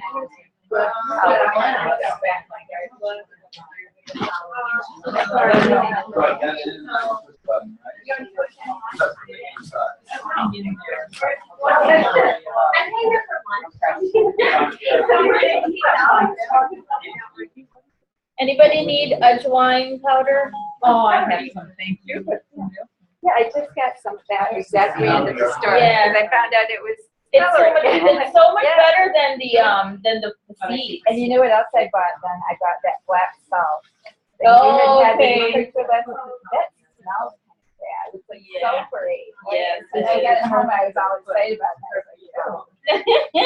What is the salt for? This is for making our lime toast. So we need fenugreek, fennel, rasna, where's my rasna?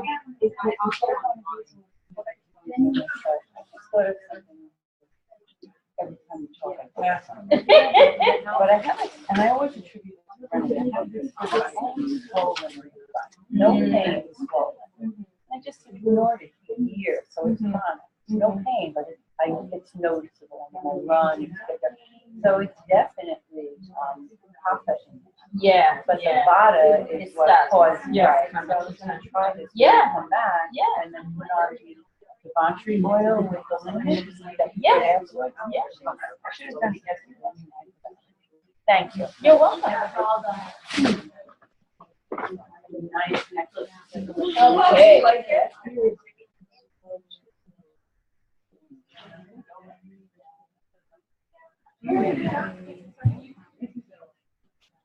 And I do what I have. Yeah. Yeah, which I.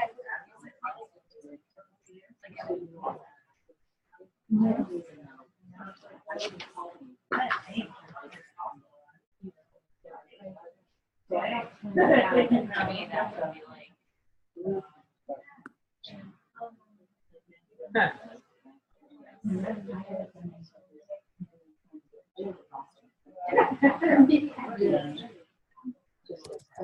Yeah. Oh my God, I'm scared. No, it does.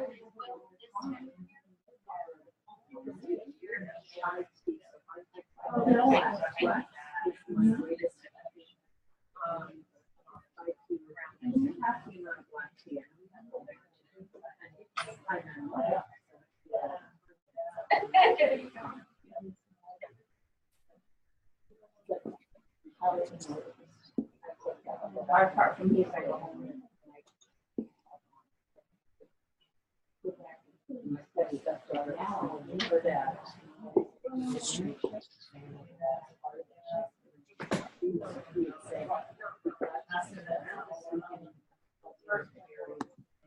Whatever.